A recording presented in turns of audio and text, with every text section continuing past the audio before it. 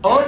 اگر ہم نے ووٹ اس حیثیت سے دیا کہ اللہ کے ایک حکم ہے اور یہ گواہی ہے اور ایک شہادت ہے اور یہ ایک امانت ہے اور ایک شفاعت ہے،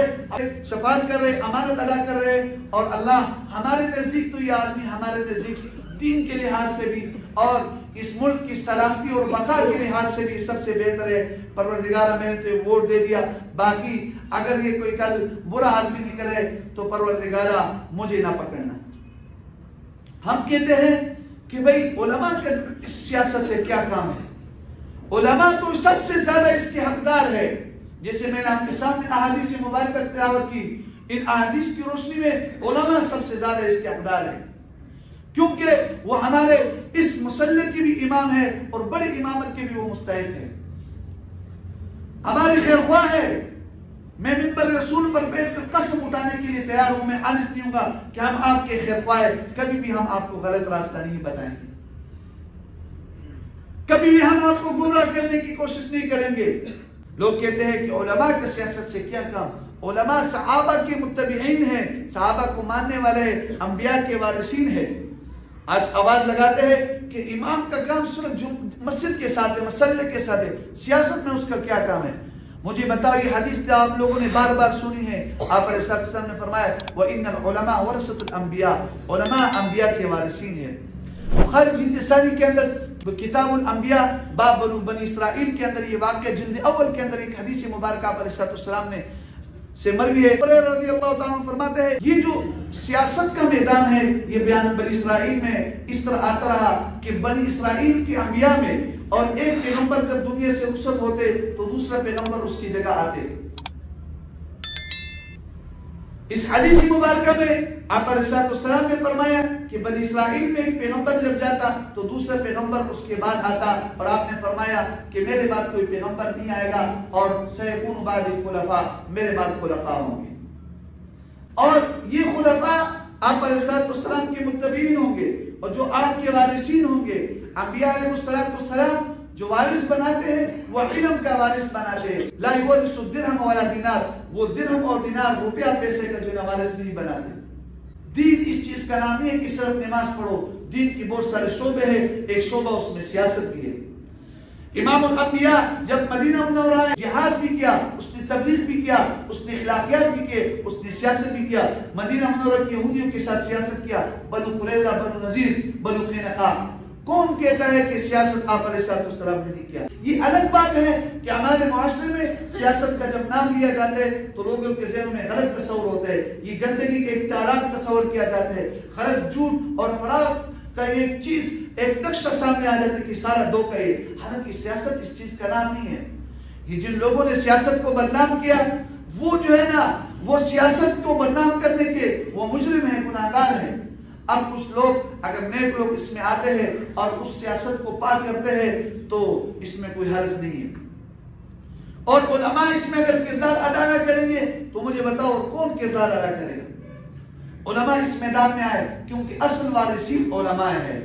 ہاں، جو کسی چیز کا وارث ہوتا ہے نا تو اس کے تمام جو ایک مورث ہوتے ہیں وہ وارث کے ہر چیز کا حقدار ہوتے ہیں۔ تو علماء جو ہے انبیاء کے وارثین ہے، جیسا علماء انبیاء کے علم کے وارث ہے، اس سیاست کے میدان میں اس کے وارث ہے۔ سب سے بڑے سیاستدان حضرت امیر معاویہ رضی اللہ تعالیٰ عنہ تھے، وہ بھی صحابہ میں سے سب سے بڑے سیاستدان تھے، تو ہم صحابہ کے نقش قدم پر چلنے والے ہیں۔ پھر یہ بہت غلط تصور کیا جاتا ہے اور ہم کہتے ہیں کہ بھائی ووٹ ادا نہ کرو، جو 8 فروری 2024 میں ووٹ کا وقت ہے، اور کہتے ہیں کہ تم ووٹ ادا نہیں کرو گے تو تمہارے ایک ووٹ سے کیا ہوگا؟ بھئی ایک امانت ہے، ان اللہ یأمرکم ان تؤدوا الامانات الی اہلہا، اللہ پاک تمہیں حکم کرتا ہے کہ امانت کو اس کے حقدار تک پہنچاؤ۔ یہ ایک امانت ہے،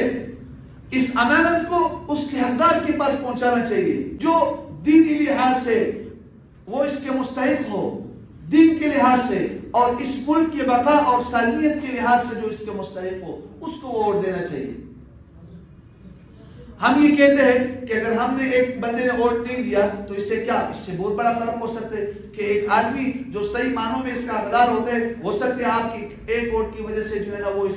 اس مقام پر نہ پہنچے، اور اگر آپ کا ایک غلط ووٹ کسی آدمی کے حق میں جاتا ہے، ہو سکتا ہے کہ وہ آدمی جو ہے نا وہ آ جائے برسر میدان میں اور تمہارے ووٹ سے وہ جیت جائے، اور جتنے بھی وہ گناہ کریں گے ان گناہوں میں وہ برابر کے آپ شریک ہوں گے۔ گناہ ایسے ہوتے ہیں جو بہت سارے لوگوں کے ساتھ ملحق ہوتے ہیں اور اس کی معافی بہت مشکل ہوتی ہے، جیسے ہمارے پاکستان کے 24 کروڑ عوام ہے اور ان کے حق پر ڈاکہ ڈالا جائے گا، اور ایک آدمی جو ان لوگوں کے اوپر ظلم کرے گا اور مظلوم کے ساتھ اور ظلم کرے گا اور ظالم کا جو ساتھ دے گا، جو ظالم کا ساتھ دیتا ہے وہ بھی ظالموں میں شمار ہوتے ہیں۔ آپ علیہ السلام کی حدیث ہے کہ ظالم کا ہاتھ اگر تم نہیں روکتے ہو، مظلوم کے ساتھ تعاون نہیں کرتے ہو، تو قیامت کے دن اللہ پاک آپ کو رسوا کریں گے۔ ابو موسیٰ اشعری سے یہ روایت ہے۔ قرآن نے فرمایا فاجتنبوا الرجس والاوثان قول الزور، کہ بتوں کی عبادت گندگی سے بھی بچو اور جھوٹی بات سے بھی بچو۔ اگر ہم کسی آدمی کے حق میں ووٹ دیتے ہیں اور وہ اس کے مستحق نہیں ہے تو یہ جھوٹی گواہی ہے۔ اللہ پاک نے جھوٹی گواہی سے منع فرمایا۔ واقعی الشہادہ ولا تکتموا الشہادہ، گواہی کو ادا کرو، گواہی کو مت چھپاؤ اور جھوٹی گواہی مت دو۔ جیسے کہ جھوٹی گواہی دینا گناہ ہے، اسی طرح ایک گواہی نہ دینا یہ بھی گناہ ہے۔ یہ ووٹ دینا ایک گواہی ہے، شہادت ہے، اور اگر اس کو غلط آدمی کو دو گے تو یہ جھوٹی گواہی ہے، اور اگر اس گواہی کو چھپاؤ گے تو یہ بھی گناہ ہے۔ ایک حدیث پاک میں آپ علیہ السلام نے فرمایا سب سے بہترین گواہ وہ ہے کہ جس کو بغیر بلائے وہ گواہی کے لیے آ جائے اور گواہی دے دے۔ تو یہ ووٹ دینا ایک گواہی ہے، آپ اس بات کی گواہی دے رہے ہو کہ یہ آدمی دین کے لحاظ سے اور اس ملک کی سلامتی اور بقا کے لحاظ سے یہ بہتر ہے، میں اس کو ووٹ دیتا ہوں۔ اور ووٹ ایک قسم کی شفاعت ہے، میں یشفع شفاعۃ الحسنۃ یکن لہ کفل منها، اچھی شفاعت کرے گا اس کو اس میں پورا حصہ ملے گا، اور جو بری سفارش کرے گا اس کا بھی اس میں حصہ ہوگا۔ اگر ہم کسی آدمی کے بارے میں یہ گواہی دیتے ووٹ دیتے ہیں کہ بھائی یہ مستحق ہے، تو یہ کوئی ہم شفاعت کر رہے ہیں کہ بھائی آپ اس کو جو ہے نا حکومت کے اختیارات اس کو دے دو، ہم اس کی شفاعت کر رہے ہیں۔ تو گویا اگر یہ اچھی گواہی ہے، اچھی شفاعت ہے، تو آپ کا ان تمام نیکیوں میں جتنے بھی وہ اچھے کام کریں گے وہ اس کے مستحق ہوں گے، آپ کو اس میں حصہ ہوگا، اور جتنے بھی وہ گناہ کے کام کریں گے آپ کو پھر اس میں حصہ ملے گا۔ اس لیے اپنے ووٹ کو صحیح معنوں میں صحیح جگہ ادا کرو۔ قرآن نے فرمایا کہ بھائی تم جو گواہی دیتے ہو یہ گواہی صحیح طریقے سے دو، اگرچہ تمہارے خاندان کے خلاف کیوں نہ جاری ہو، وَلَوْ عَلَىٰ أَنفُسِكُمْ، تمہاری اپنی ذات کے خلاف کیوں نہیں جاتی ہو۔ اگر ہم نے یہ ووٹ صرف اس چیز کو دیکھ کر دے دیا کہ بھئی ہمارے جو ہے نا ہمارے تعلق والے ہیں اور وہ کل اس سے جتنے بھی گناہ کریں گے ہمارے اس میں پورا حصہ ہوگا، ہم گناہ گار ہوں گے۔ اور اگر ہم نے ووٹ اس حیثیت سے دیا کہ اللہ کے ایک حکم ہے اور ایک گواہی ہے اور ایک شہادت ہے اور ایک امانت ہے اور ایک شفاعت ہے، شفاعت کر رہے، امانت ادا کر رہے، اور اللہ ہمارے نزدیک تو یہ آدمی ہمارے نزدیک دین کے لحاظ سے بھی اور اس ملک کی سلامتی اور بقا کے لحاظ سے بھی سب سے بہتر ہے، پروردگارہ میں نے تو ووٹ دے دیا، باقی اگر یہ کوئی کل برا آدمی نکلے تو پروردگارہ مجھے نہ پکڑنا۔ ہم کہتے ہیں کہ بھئی علماء کے اس سیاست سے کیا کام ہے؟ علماء تو سب سے زیادہ اس کے حقدار ہے، جیسے میں نے آپ کے سامنے احادیث مبارکہ تلاوت کی، ان احادیث کی روشنی میں علماء سب سے زیادہ اس کے حقدار ہیں، کیونکہ وہ ہمارے اس مسلح کی بھی امام ہے اور بڑی امامت کے بھی وہ مستحق ہے، ہمارے خیر خواہ ہے۔ میں منبر رسول پر بیٹھ کر قسم اٹھانے کے لیے تیار ہوں، میں حالف نہیں ہوں گا کہ ہم آپ کے خیر خواہ ہیں، کبھی بھی ہم آپ کو غلط راستہ نہیں بتائیں گے،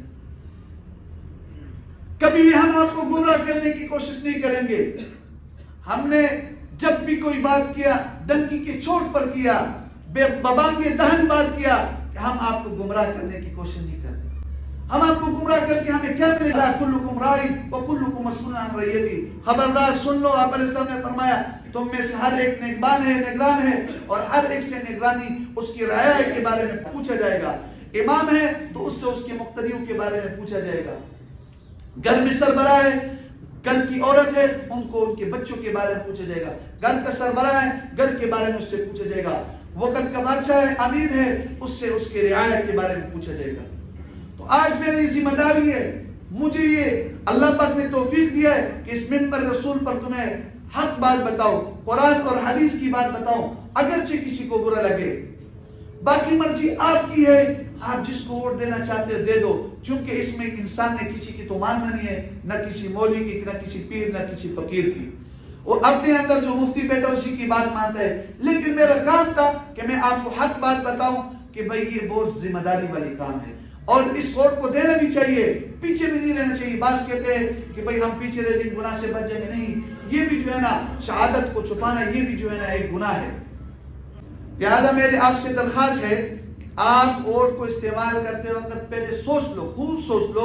کہ بھئی میرا ووٹ دینا میرے لیے کوئی آخرت کا جو ہے نا وبال نہ بن جائے، عذاب کا ذریعہ نہ بن جائے، اور دنیا میں تو خیر کوئی ناراض ہو جائے گا، کوئی ناراض ہوگا، کوئی راضی ہوگا، یہ سلسلہ تو چلتا رہے۔ اصل بات یہ ہے کہ اللہ کی ذات ناراض نہ ہو جائے۔ لا طاعت لمخلوق فی معصیت الخالق۔ آپ علیہ السلام نے فرمایا کہ مخلوق کی اطاعت مت کرو خالق کی نافرمانی کرتے ہوئے۔ تم اگر کسی کو ناراض نہیں کر سکتے کہ بھئی یہ ناراض نہ ہو جائے ہم سے اور اللہ ناراض ہو جائے، تو آپ علیہ السلام نے جو اس سے منع فرمایا کہ کسی کو راضی کرتے ہوئے اللہ کو ناراض مت کرو۔ اللہ تعالی ہم سب کو ووٹ کو شرعی معنوں میں صحیح طریقے سے ادا کرنے کی توفیق نصیب فرمائے۔